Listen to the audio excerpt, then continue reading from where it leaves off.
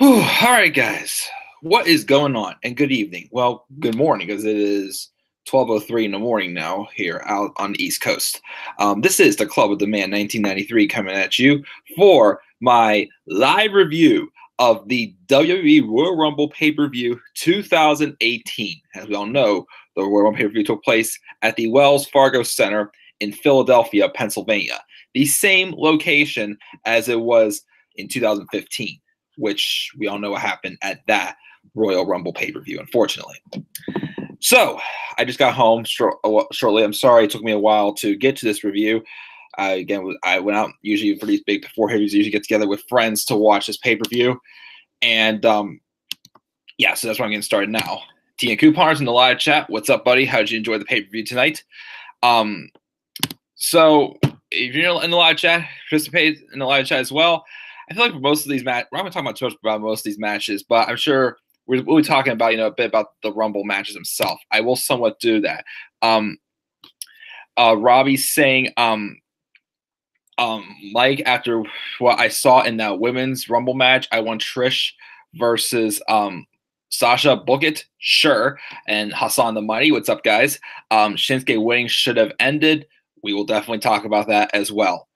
But we have a lot to talk about as we are now on the road to WrestleMania. Well, now since it is the day after the Rumble officially, we're now 69 days away from WrestleMania 34. Am I excited for it? Some things I'm excited about. But we have a ways to go to get me, there completely excited. The one match that we're most likely getting at WrestleMania now, based off of having the men's Royal Rumble match, though, I cannot wait. Other than that, though, this pay-per-view, what really affected it was the structure of the card. I do not understand why we had to have the men's Royal Rumble match third. It was like all SmackDown the first half and then all Raw in the second half, it felt like. The women's Royal Rumble match should have opened up the show, in my honest opinion, but it did not. They left it for the main event, which in the back of my head I thought first they may go with that, but then I'm like, I'm not too sure if they will pull the trigger on that. But then again, I wasn't too sure that was the right move, though. I know it was a historical event. I know something did happen at the end of the Women's Rumble match. The Women's Rumble match, I think, was not a complete failure. But if you love the match, awesome. But to me, it didn't really set the world on fire for me. And part of the problem was because there was really no stories going into that match, despite the fact that it was just, a historical event. Stephanie McMahon on commentary did not cut it for me. I'm sorry. I was not impressed with her on commentary at all. But yeah, we will talk about the women's Royal Rumble match when we get to there. We see here, T and Coupon and Elijah has out Sasha and Becky versus Trish and Lita. Yes, Robbie is right. The structure of the card did hurt the show as a whole.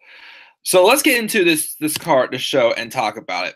Starting with, I'll just read the results from the pre-show matches. Of course, I did not watch the pre-show because I was not going to waste my time on that. We had Kalisto, Grand Metalik, and Lince Dorado, pretty much a bunch of luchadors, taking on the team of TJP, Gentleman Jack Gallagher, and Drew Gulak. Just a six-man tag match, random. Babyfaces won. Cool. Then we had a tag match between Gallows and Anderson and the Revival.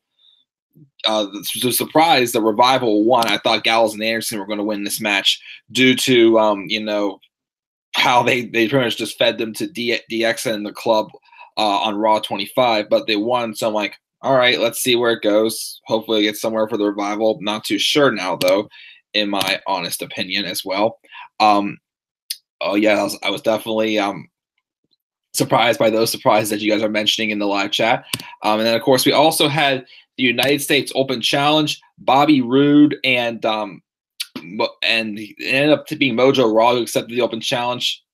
All right, the match was, I didn't see it, so I can't give that a grade either. So yeah, that was that for the pre-show matches, which again I did not watch. So let's get to the main card. I thought we would open up with one of the tag matches. We did not. We opened up, well, actually, some of a tag match because the match we opened up with was AJ Styles, the champion, taking on the team of Kevin Owens and Sami Zayn, or as Kevin Owens will call them, Cammy, in a 2-on-1 handicap match. Let me see here. Robbie said, "Give me a hallelujah, Mike. Hallelujah!" Just for you, Robbie. We're going to talk about quickly the opening match. AJ Styles taking on Kevin Owens and Sami Zayn in a handicap match for the WWE Championship. Match was all right, I'd say. It wasn't really, set the world on fire that much. It picked up a little bit towards the end. Sami had a couple of counters on AJ as well. It seemed like Sami did a little bit more work than Kevin did in this match. But it was just a standard, handicap match to me, in my opinion. Nothing really to set the world on fire. We did have, I think Styles did hit a phenomenal forearm on Sami Zayn, or it was Kevin Owens wanted to, and it was broken up by that. Sami did a Blue Thunder Bomb on Kevin Owens. Couple good near falls close to the end, but the rest of the match was just decent, average. Wasn't really too spectacular, but wasn't terrible either, I'd say. AJ would eventually win with like the schoolboy roll-up pinfall, whatever the heck you want to call it. So other than that, that nothing much to say. TN Kubar says, "Glorious." Andreas Ziegler, what's up, buddy? And then TN Kubar says, "Would have been better if it was a triple threat match." Probably. I don't know. It just a handicap match for the championship. It just didn't really feel like that special. It didn't even feel like a big 4 pay-per-view match, really. It was all right, but nothing that really impressed me that much. I'm not going to remember down years down the line. So, that was the opening match we had between those two. We then had a 2 out of 3 falls match for the SmackDown Tag Team Championships. It was the Usos, Jimmy and Jay, taking on the team of Shelton Benjamin and Chad Gable. This match was disappointing. I mean, it was all right, but I expected a heck of a lot better between these two teams. I've seen them have better matches than they did here, and I thought this 2 out of 3 falls match was going to tear it apart. Really wasn't anything that special. It was not that dramatic, other than the fact that we had one of the Usos kick out of the play dirt from Shelton Benjamin, and then we had, I think it was Chad Gable, kick out of just the Usos splash, or you want to call it, and then we just had the Usos get 2 quick pinfalls on them. Like, the match just never really got onto a different level, in my opinion, and then the Usos just grabbed 2 quick roll-ups on them for the victory, or whatnot. So, I mean, that was really all we had for that match. There was really no excuses. I mean, unless you want to say no. Because it looked like both Benjamin's and whichever Uso rolled up Benjamin's shoulders were both down and whatnot. We also had a backstage segment involving Kevin Owens and Sami Zayn, because it showed in the replay that even though I think it was Styles who pinned Owens, we showed in the replay that Sami and Kevin Owens' hands never touched when they went for that tag. So technically they claimed that Kevin Owens wasn't legal. So they kept asking Shane, "You see how you got to do something about that?" And Shane goes, "Yep." And he walks away. But that was all we had for that match until we had something happen during the men's Royal Rumble match later on in the night. That would have,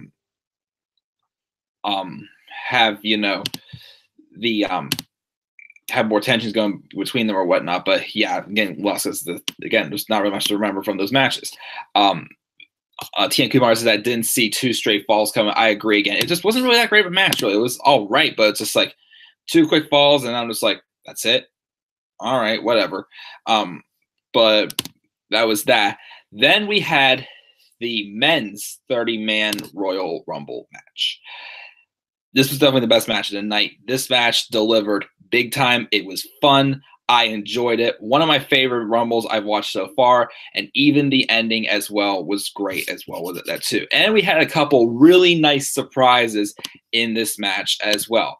And I will talk about the entrance and who all came in, when, and whatnot, and we will go from there. So we had the 2 number 1 and 2 entrants were Rusev and Finn Balor. And Finn Balor got a heck of a lot of time in this match, which I was glad. And also, it was, let me double check again, him and Roman Reigns tied for the most eliminations in this match. Oh, and also, and when the guys and I got together, we did our little Rumble poll we started doing last year, where there was 10 of us, so we each got 3 different numbers, and we all put like a little bit of money into the pot, and whoever had pick the winning entrant number would win the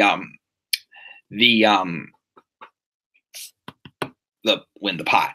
So the numbers I picked were 3, 12, and 30. So I'll mention who those guys were when we get into the pay-per-view. Live chat, we said here, what a performance by Finn Balor, getting about 58 minutes in the Rumble. Yes, indeed. After the men's Rumble match, I didn't care anything else except the women's Rumble match. Bad positioning by WWE. Definitely, Robbie. This should have been the main event. This men's Royal Rumble match should have been it. The women's Rumble match should have opened the show, in my opinion. But nope, they didn't go that way. We started off with Rusev and Finn Balor. Then at number 3, again, number 3 was one of my numbers I had. So I had Rhino. So I'm like, nah, not really that crazy. So Rhino didn't only last about a minute in there. He was eliminated. Whenever Baron Corbin came in, number 4, he only lasted about 25 seconds in there. He eliminated Rhino, and then Corbin was eliminated by Balor, and then Baron Corbin just wreaked havoc, taking everybody out. We pulled them all out from underneath the bottom rope, and he just took out Balor and Rusev, and then Slater comes out. Poor Heath. He got taken out on the ramp. Every time he tried to get down further, he just kept getting taken out. He just could not catch a break. Poor Heath.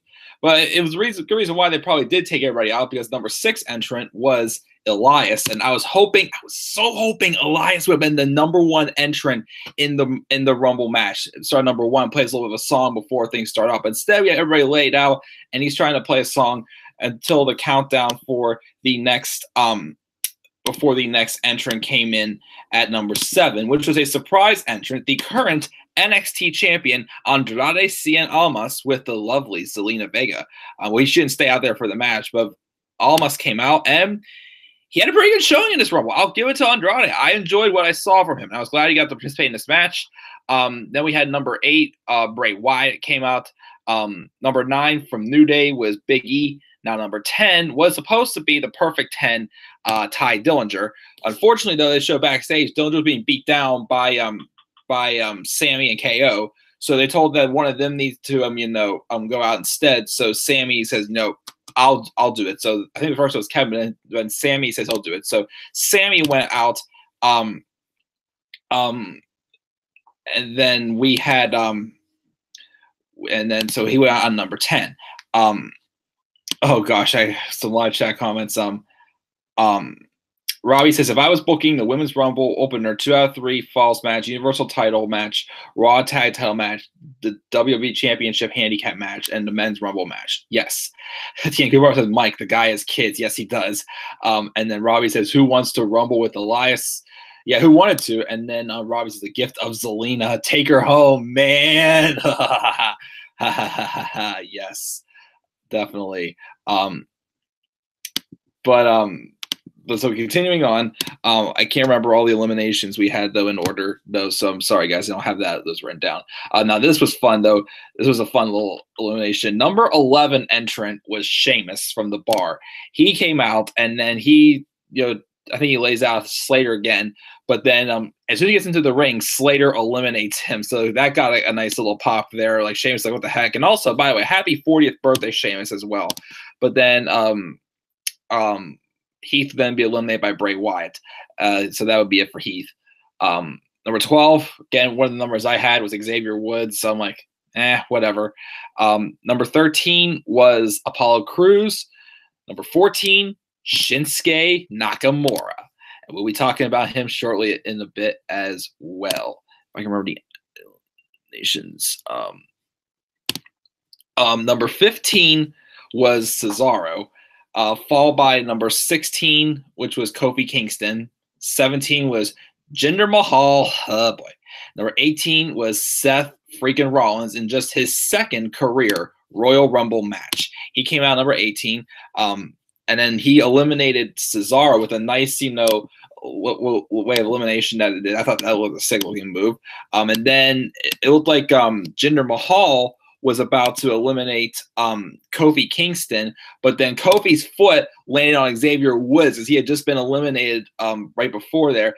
His one foot landed on Xavier Woods. So then instead, they moved the plate of pancakes over and placed Kofi's foot on top of that. So that way Kofi couldn't be eliminated. So he was going to try to, get back in, but Jinder was standing there waiting for, Kofi to come back into the match and he could eliminate him right away. But instead, they pogo sticked him up and then they eliminated Jinder. Thank you. But then Kofi would then be eliminated by, I think it was Bray Wyatt.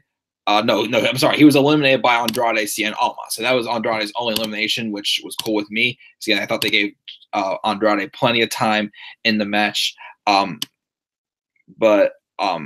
Yes. Let me see here what else we have. Robbie says, how cool would it have been if Elias started at number 1, Aiden English at number 2, singing off to kick off the Rumble? Sure. Want to see Bray and Elias sing together. He's got the whole world in his hands.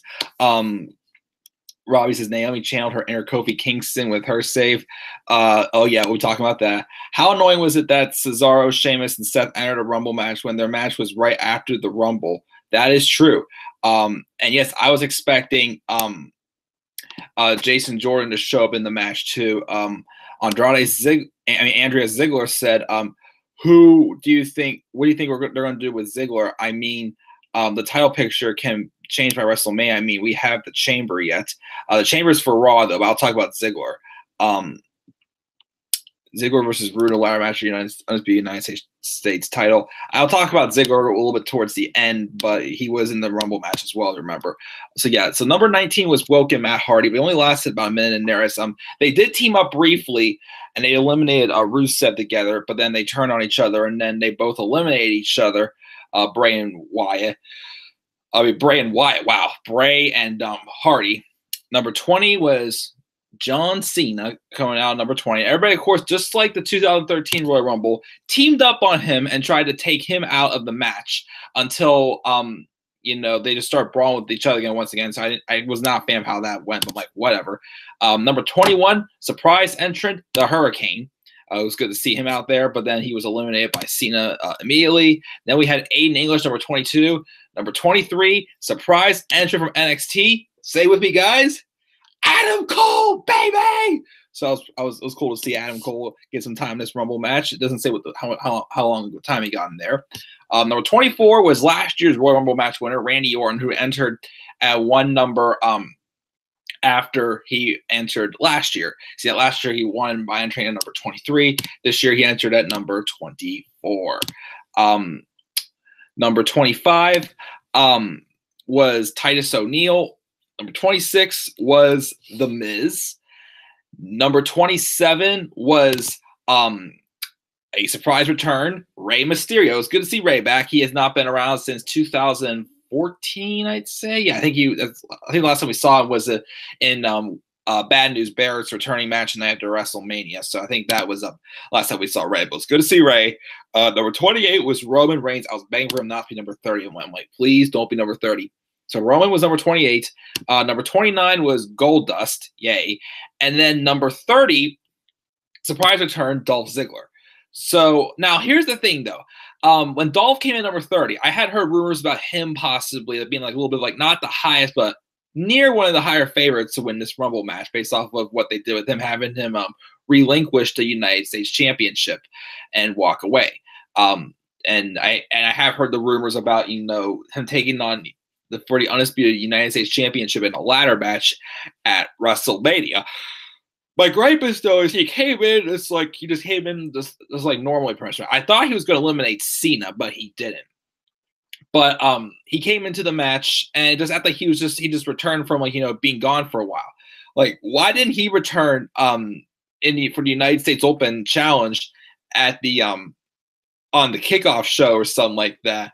And had to go there because it would make more sense because now he dropped the U.S. title. Now he's just moving on to something else.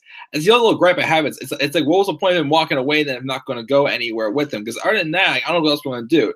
And I'm sorry, but no offense, I don't want to see Bobby Roode in a ladder match. I don't think he's really meant for a ladder match, in my opinion. And plus, too, Bobby and Dolph already fought how many times already on SmackDown this past fall. So I wouldn't want to see them like fight at a WrestleMania match either. So that's my only gripe. But you know, it's good to see Dolph back. I mean, not going to do much of him. He maybe just go to New Japan or whatnot. But you know, still all right. You know, seeing Dolph come into this match. Let me see live chat again. They were Ruby Riot with 2 T's. Nope.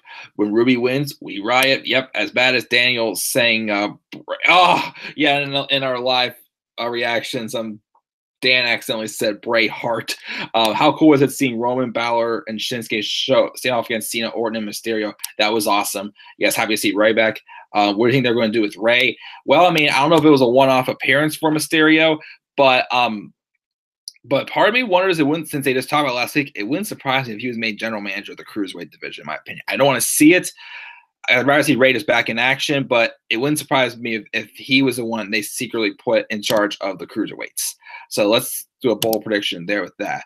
But yeah, you know, the match continued on. Then the final 4 we had, which I was all right with, was Roman, Cena, Balor, and Shinsuke, which I was glad to see, you know, them all get, you know, worthy time.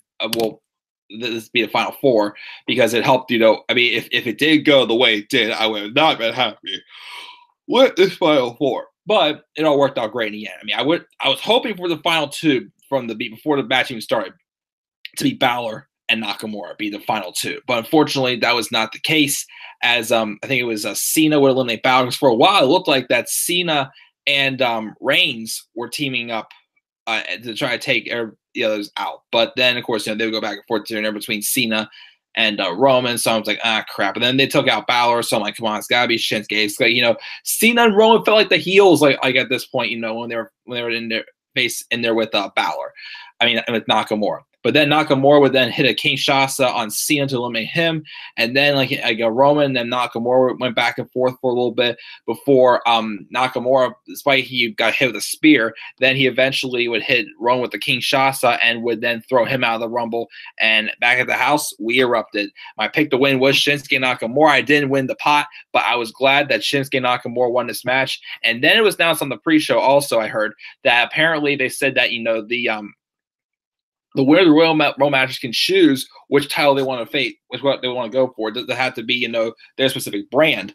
But so they gave Shinsuke the choice of who he wants to go after, and then he said AJ Styles. So it looks like as long as things go good at Fastlane, we're going to be seeing Shinsuke Nakamura versus AJ Styles at WrestleMania 34, which better be the main event. And it literally said in the rules, the winner main events WrestleMania. Okay, it says it right there. Don't be putting Shinsuke and AJ like, you know, second to last or third to last or whatever. No, make that match the main event. I'm serious. If you do Brock and Roman, okay, if Roman went to the Chamber and faces Brock, fine. At least Roman didn't win the Rumble match. I was glad about that. Roman won the match. Well, here's the other thing too. If Roman would have won the Rumble match and was chosen to face Styles at Mania, I would have been able to at least, you know, find that acceptable. But if they would have had, you know, Roman just win and choose to face Brock, I'm just like, no. But I'm glad Shinsuke won. The great move there. Again, the surprises we got. Andrade Cien Almas, the Hurricane, Adam Cole, baby! And Rey Mysterio as well. Dolph Ziggler also counts as a surprise entrant as well. But, you know, I enjoyed it. It was a lot of fun. I enjoyed this Raw match. Best moment of the night. And unfortunately, this is where the show went. It went all the way down. I just clicked on my App Store button. Oops, did not mean to do that. Live chat. Let's see what we got here. Ray is supposed to appear in Lucha Underground season 4, so interesting to see where he goes after tonight. But Ray looked great back in his Lucha Wrestle in the match. He definitely did. And yes, Styles Nakamura should main event WrestleMania when Ruby Riot wins. We riot, but when Mike live streams, we live chat. Hashtag baby. Robbie, you're a genius, man. WWE gives Styles Nakamura all the time they want. Please, yes. That's what. Give them all the time they want. That's gonna be an awesome main event match of the year candidate as well. But that was the men's Royal Rumble match, and here's where the show just tanked big time. We then had, well, I was surprised. I really thought Jason Jordan was going to end up being number 30, but he wasn't. We then had The Bar taking on the champions Seth Rollins and Jason Jordan. I didn't really care too much for the match, really. I mean, I knew it was going to happen. I mean, storyline wise, what happened made sense, but to me, it's not going to lead to anything too exciting. Jason Jordan, like, apparently suffered some type of head injury or something during the match, and then he first tagged himself into the match, then he tagged himself out and just sat there and just let Rollins pretty much be fed to The Bar, making your tag champions look weak. And The Bar picked up the victory really easily over on Seth Rollins to become, what is that now? Let me think here. 1, 2, 3, I think 4-time tag champions. I think 4-time. Yeah.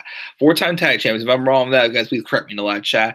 But so I mean, it was pretty obvious like they're going to be going with like Jason Jordan just filling the shoes of Dean Ambrose. But it's not. I don't really want to see that match at WrestleMania between Seth and Jordan. They're probably going to get the rematch at Elimination Chamber. And that's probably when Jordan will officially turn on Seth. But man, again, the match was what it was. Storyline purposes, it worked. It got crossed, but to me, it wasn't the most exciting thing. So, not much to say about that match. Then we had this match: Brock Lesnar versus Kane. Versus Kane and Braun Strowman. I didn't expect much of this match at all because what happened, I knew it was going to happen. Kane was just there to eat the pinfall. We had 3 big men going at it, just, people being slammed through tables or tables being lifted onto Strowman's head or whatnot. We had 2 tables in the ring. The move with the spot with, Strowman taking Lesnar into the table, was cool. But then we had Strowman just walk right into a table and it broke. When that happened, I'm like, okay, I'm done with this match. And then, of course, Strowman was knocked out of the ring, and then twice he was just pushed off of the apron like an idiot. And then Brock just F5'd Kane to get the victory. I did not care. The match was pointless. It was awful. Nothing really much crazy happened. Brock wins. He's going to be champion going into WrestleMania because, again, we have to keep this title belt on him for this long because why? I don't understand.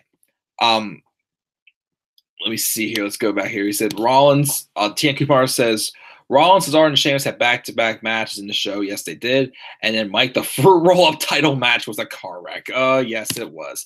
The fruit roll-up. I can go for a nice fruit roll-up right now too. I haven't had one in a long, long time. Oh, you got any fruit by the foots want to feed me here, please? I guess not. Oh well. But yeah, that was just, I didn't expect anything good from that match. So then we get to the main event, the Women's Royal Rumble match. Let's just go over, who was all in the match. We had a good amount of surprises. I will be real, though. I was a little disappointed we didn't get more NXT superstars. The surprise returns we got, don't get me wrong, I liked it, but I was expecting a little bit more from NXT. Like, I was expecting maybe the iconic. Well, the biggest disappointment was I didn't see the iconic duo. I really thought they were going to make an appearance. I thought maybe we'd see what's her name? Nikki Cross, Bianca Belair, a few others. But the iconic duo, I was expecting them to be in the match, but it didn't happen. But we still got some good surprises as well. And once again, too, for me being a late bloomer fan, I got to see some of these women in action live as well, which I was happy to see with also. And for the most part, I was fine with how most of these superstars got eliminated, like these legends. Like, I was all right with it, but there was a couple eliminations that I'm just like, what? And when it comes to the Women's Royal Rumble match, I'll be honest and say I didn't really like it. I mean, looking at it again, it was okay, but there was just no story being told here. Being the main event of a show, just because it was a historical event. Well, yes, it was, but the build in the women's division has been lackluster because, like, why else should we care about these women? Like, who are they? They're just there, really. Like, it felt like the real stars coming in and showing these other ones who are not on their level at all. Well, some of them have ways to go, but it just wasn't anything mind blowing. Nothing that I will remember from years down the line. for the surprises, it was good to see some of these people again. But it definitely didn't live up to the hype that I'd hoped for, in my honest opinion. But let's go over it. Our numbers 1 and 2 were Sasha Banks and Becky Lynch. Not too bad. Followed by Sarah Logan, then Mandy Rose.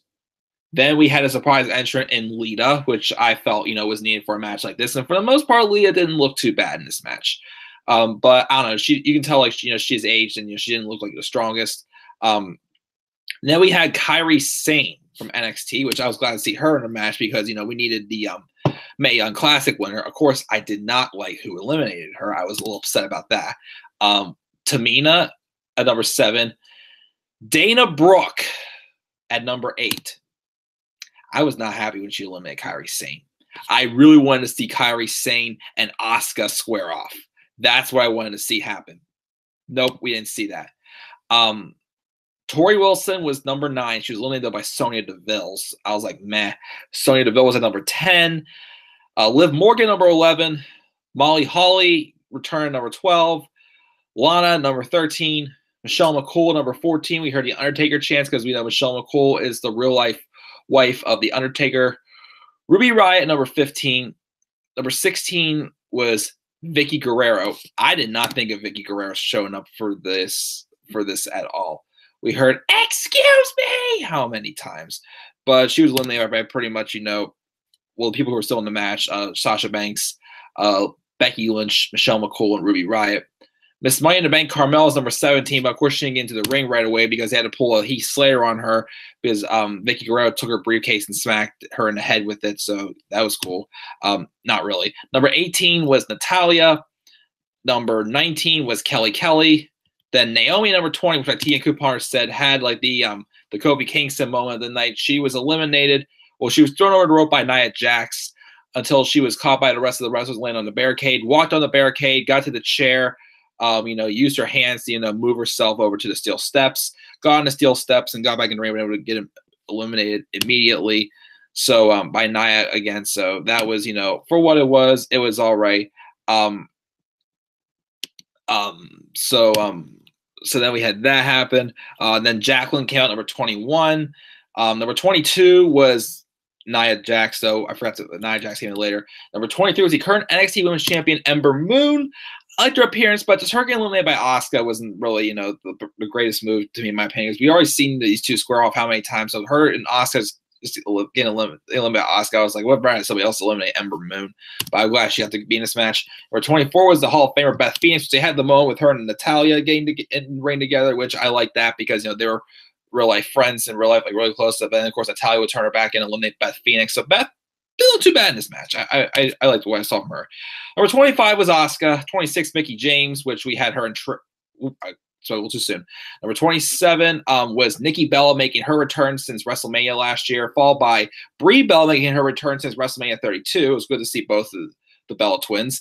Number 29 was Bayley. And number 30, Trish Stratus. This Royal Rumble match could not have been anything without our own Trish Stratus as well. Let's go back here and look at the live chat. Let me see here. Start back here with Tia Kupar saying, remember, Mike, we have to make Roman look strong. Well, we somewhat did, but we made the King of Strong style look even stronger tonight thanks to that. Do you guys notice how dead the crowd was after Nakamura won the Rumble match? Oh, definitely, because the crowd was all burned out. Again, bad placement on the card. And what's up with Liv Morgan and Sonya Deville not coming out to their respective NXT theme songs? Yeah, I agree on that as well. The crowd was exhausted at the Men's Rumble, definitely. Oh, whoa, Robbie said, dude, Zelina Vega is like my gift of Zelina tweet. Score. Dude, that is freaking awesome, man. I'm happy for you. Robbie will be the first to buy that shirt on WWE Shop.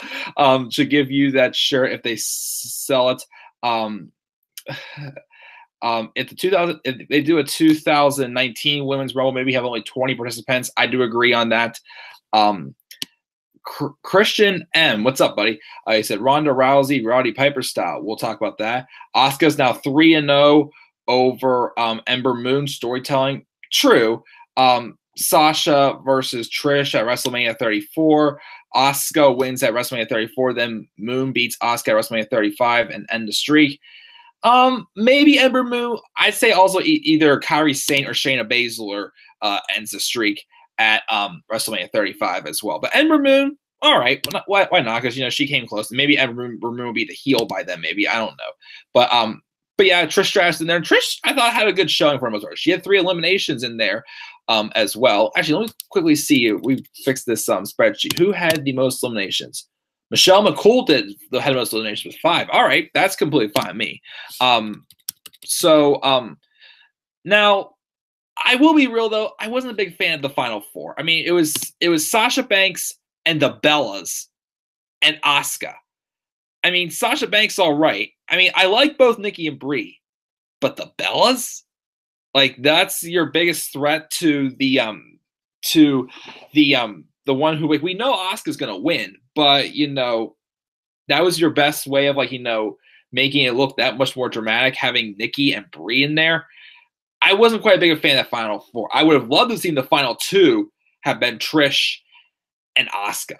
That would have been awesome Final 4 as well, because you never know. They could tease, having Trish Stratus returning, having one more match against, like, Charlotte or something like that at WrestleMania. So I wasn't quite a big fan of that, and then it kind of felt like Nikki and Brie were pulling off their 2015 heel stuff, which y'all know, like, no offense. Again, I love both of those women, but wasn't too big of a fan of their booking during Nikki's title reign as well. But Asuka would weekly eliminate. Well, first, Nikki eliminated Brie when Brie was on the rope, just watching. But then Asuka would then eliminate Nikki when they're on the apron just by kicking her in the leg, and she just fell off. Like, it was like, all right, that's it. So Asuka won as expected, but nothing else would feel like it mattered around that. I mean, again, I'm not going to be mad that Asuka won. I don't want to say this in a bad way, but this Rumble did somewhat feel like not as bad, but it felt like 2015, where it was obvious that Asuka was going to win, which we wanted Asuka to win. That's the thing. We wanted Asuka to win this Rumble. Like, she was a favorite. We were going to be happy to see Asuka win it because, obviously who else was going to win it. However, though, nobody else felt like they were that big of a threat, really, to Asuka, in my opinion. It would have been nice just to see that build up as well. But afterwards, we had both champions who were at ringside, Charlotte and Alexa Bliss, get into the ring. And pretty much looked like Asuka's going to choose until we had the music hit and the camera turned, and Ronda Rousey made her first appearance in the WWE. She gets into the ring. She stares down the champions, and Asuka put her hand out to shake Asuka's hand. Asuka just, does a little slap on the hand. And then twice, Ronda just kept pointing at WrestleMania. And then she got out. She went over and, like, cautiously, her and Stephanie McMahon shook hands. And she got back up onto the stage and pointed the WrestleMania sign, and that's how we went off the show. So I don't know what they're going to do here, because, Ronda Rousey, yes, we know her through UFC. And most people do know her. But there's people who do not know her as well. So, I mean, if you're going to give her a title shot, you're just going to have her just walk in and, just demand a title shot right away. Like, should we get to know who she is, too, for those who don't really know who Ronda Rousey is, or see if, her going from, mixed martial arts to pro wrestling, which is somewhat different than from mixed martial arts, because, yes, it is, choreographed and whatnot, but still, their jobs as, professional wrestlers and whatnot is to make things look realistic. And that's what makes it, strong booking. So, they have to, convince us that Ronda Rousey is worth being a champion, being in a championship match. Now, I feel like, the match they should go with is Ronda versus Charlotte. However, with them leaving both titles up to be picked by the winner of the Rumble match, since Asuka's already beat Alexa, would Asuka go for Charlotte? I don't know if that would happen or not. I mean, I would honestly much rather see Asuka versus Charlotte, because I wanted to see Asuka versus Paige at WrestleMania 34, but that might not be happening due to Paige's neck injury. But I don't know what's going to happen. So I'd say maybe at Elimination Chamber, they might have, Asuka take on Ronda Rousey if Ronda is somewhat, earned her way to, getting a title opportunity. And maybe they'll have the winner gets to pick which title they they go for it at WrestleMania 34, and the loser has to take whoever was not picked or something like that. I don't know. So I'm just not sure where we're going to go from here. But other than that, that's pretty much it for the Royal Rumble pay-per-view. Overall, as a pay-per-view in general, it wasn't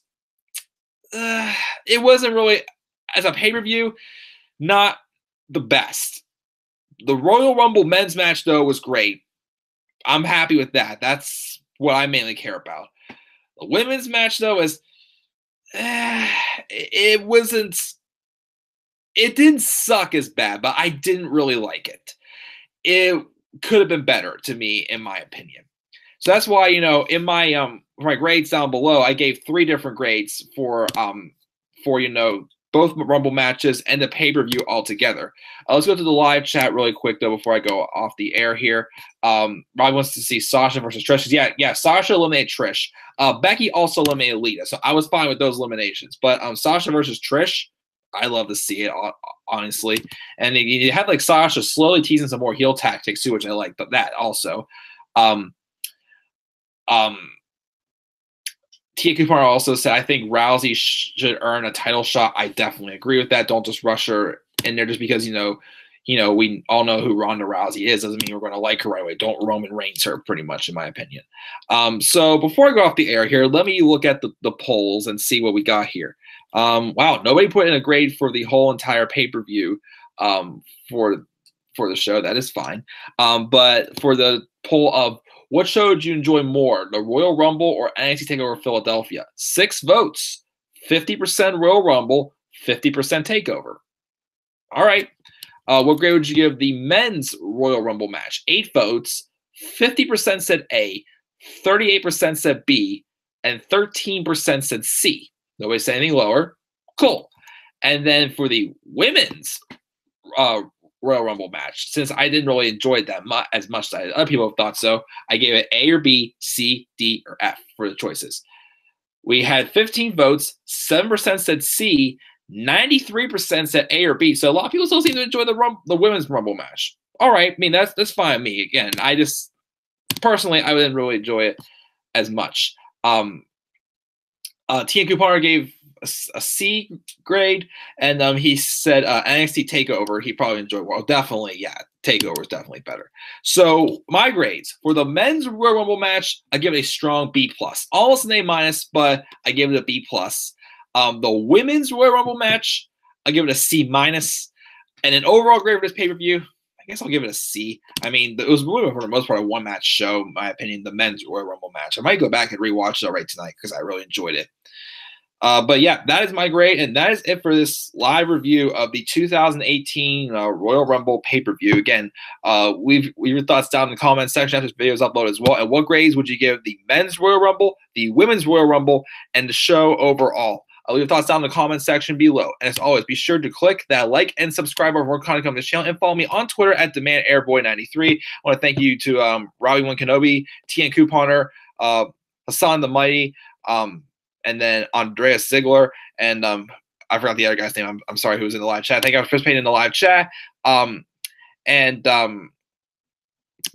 Robbie says in the live chat, and TakeOver felt more like the Rumble than the actual Rumble felt like the Rumble.